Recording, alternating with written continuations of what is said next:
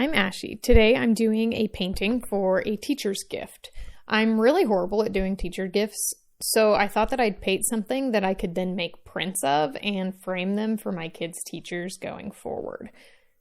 I started with just doing a wavy line and I just freehanded it, and I used my paintbrush to write in, teach them, love them, watch them grow across the page. And my handwriting is hit or miss. Sometimes I do well making it look nice, and other times it looks really not great. So I do take my time on this and try to do a nice script font here. And I did practice a few times before doing it on my actual page. So that definitely helped. After getting the script all in on the page, I do darken some of the areas. So I just add a little bit more pigment to certain areas, especially to the thicker parts of the letters, so that they just pop a little bit more. So growth is the theme of this painting. So then I just do a flower garden under the words, and I made the flowers go in rainbow order from left to right, with red on the left and then down through to violet on the right. So to make sure that I like the spacing of the flowers on the bottom here, I just kind of draw in some loose circles where I want those flowers to be for each color. And that just gives me a guideline of where to put them. I'm not drawing the flowers out or anything. I'm just loosely putting circles where the flowers are going to be. And then I just use my paintbrush to sketch out the flowers. So I use a small flat brush here, and I started kind of in the middle with the yellow sunflowers. So I just very loosely put in my first layer of petals using the skinny side of my flat brush to create the petal shapes with just like little dabs, basically.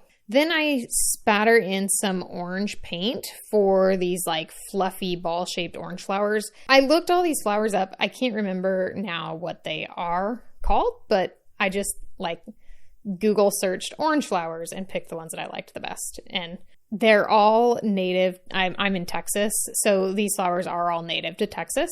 So that was just like a little extra part of it, but you can just Google the different colors of flowers. So after doing the spattering, I added in some like darker value of the same color to different areas so that it gave it a little bit of variety. And so there were some lighter petals and some darker petals. So then moving to the left, I add my red flowers. Now, you see I'm doing yellow right now first for kind of the tips of the petals. That's because this flower is an Indian blanket flower, and those are red in the center and then kind of fade out to yellow on the tips of the petals. So I do start with just tapping in the yellow kind of in a loose circle shape, and then I add the red into the petals, and I kind of work with it to kind of coax the red out toward the yellow to make it kind of bleed together and fade together a little bit. But I don't do it so much where the red will just take over the yellow if you mess with it too much. So I am trying to work on kind of creating the illusion of different kind of perspectives of the flower. So I have some that are front, like face on, top down type views, and then some that are more side views. So for those side views, the center is going to be like more of a kind of squished, flattened oval or like a half circle. And then you paint the petals around it. And I don't know, it just takes some practice to kind of get the angle of your paintbrush right to give it that illusion of a side view. But keeping the petals on one side kind of shorter than on the other is going to give it that tilted perspective. So moving on now, I go on to my green flowers, and I didn't actually want to paint green flowers because all of my leaves and stems are going to be green.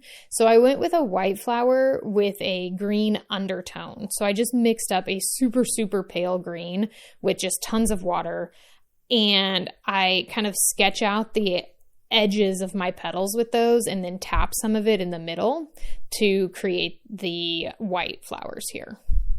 Then going on to the blue ones, I spatter again and create kind of like a loose cone shape for this one. I think this is a hyacinth if I'm remembering right. I'm not the best gardener, so I don't know my flowers very well. But I just use the same technique for this blue one that I did for the orange, with kind of expanding some of those spatters with a little bit of clean water and then tapping in some more thick concentrated paint to get darker value petals as well. Finally, for the violet flowers, I create basically just a simple 5-petal flower shape. And so I just draw in these petals basically around a circle for my front, like full facing view. And then for the side view, I kind of do almost like a little donut shape first. And then I just add a little bit of darker value, so a little bit more purple, to the inside of the petals on the one side, and that creates a shadow. And I also add just a little bit of that same color between the petals to create just a little bit of separation, and it helps to define the flower a little bit more and keeps it from just looking like a blob of paint, basically. After getting those basic shapes in, I start to work on the centers of the flowers that have centers. So mostly it's just like tapping in paint and altering the value a little bit to create some interest and contrast. So it's really not super fancy. I kind of tap dark brown in a circle and then take some of the pigment off my paintbrush and tap it inside the circle. And then I do the same with like yellowish green for the white flowers or green flowers, and then just some yellow for the purple violet flowers. And it's just really, really simple centers there.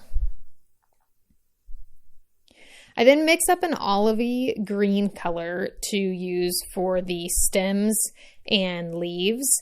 So I start by just adding some like gracefully curved stems. So you don't want to make your stems perfectly straight. They should always have just a little bit of a curve to them to make them look more natural. For the flowers, that you might see a little bit of the like base of the flowers where the petals come into the stem. I add just a little bit of the green. I can't remember what that area of the flower is called, but it's got like little leaves sticking up where the bud had expanded and pushed those little green parts down. So I paint that in. For the more like clustery petal flowers of the blue and the orange, I connect some of those individual flower shapes back to the initial stem in the center with little like curved lines.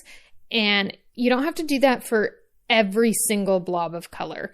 Just do it for a few of them and it'll create the illusion of connection, and your brain will fill in the rest. You don't have to do every single one. So as I was going, I decided I wanted to start adding some of the leaves in. So I just make a variety of leaf shapes. I'm sure none of these are accurate to what the leaves of these actual flowers look like, but I'm just kind of doing it randomly. Some of them I'm making like longer, smoother leaves. Some of them I'm making like fatter, more jagged edged leaves, but just creating some variety in shape and in value. So some are lighter, some are darker.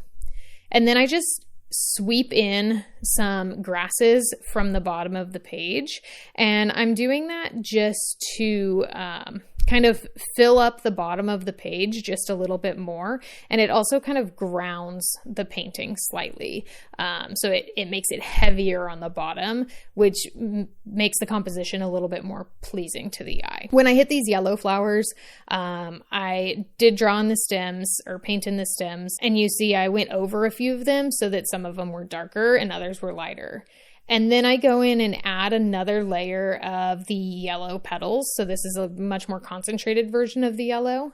And now that those initial petals are completely dry, when I add in this second layer, it will actually layer and it won't just blend and cause like a big blob of yellow. So you always got to make sure if you're trying to layer that you're letting the first layer dry completely. So basically I just keep moving across the page in the same way. So again, here I'm at this orange fluffy ball flowers. So I'm just tapping in some green in between some of the petals just to create that sense of connection. And I keep adding kind of more leaves and grasses just to fill the page and make it look balanced. So it's very kind of intuitive at this point. I don't have any of this part planned. Just kind of taking a second to look at it and then add a leaf here or some grasses there, varying the height of the grasses as well to create interest and again to kind of fill different areas of the page. These long like sweepy stems are really satisfying and fun to do. So you just load your paintbrush really well so that you don't run out, and then just use your whole arm to gracefully like sweep in that color, and then you can go over it again to create a sense of depth and shadow, and again that variation of some of the stems lighter and some darker. So overall this was really fun to paint. It took about an hour and a half total, but that included some like planning and some I stepped away a few times to do other things, but about an hour and a half to do. After getting those flowers painted, I went back and added some splatters of the same color around each flower. I tried to keep the color all below the words, at least as best as I could. Sometimes the spatters got away from me, but you can just kind of blot them up with a towel. And after doing that, I went over the thicker part of the words again, just to make them pop a little bit more. As watercolor dries, it fades out a little bit. So sometimes you want to have that deeper value, you might have to go back in and add another layer. And then I just added a bit more kind of taller grasses in between some of the flowers to fill it up and sign it. And that's it. There it is. A great teacher's gift. I really hope you have a go at your own version. You can use your favorite flowers or your favorite colors, but I hope you have a go at it. Thank you so much for watching. Have an awesome day.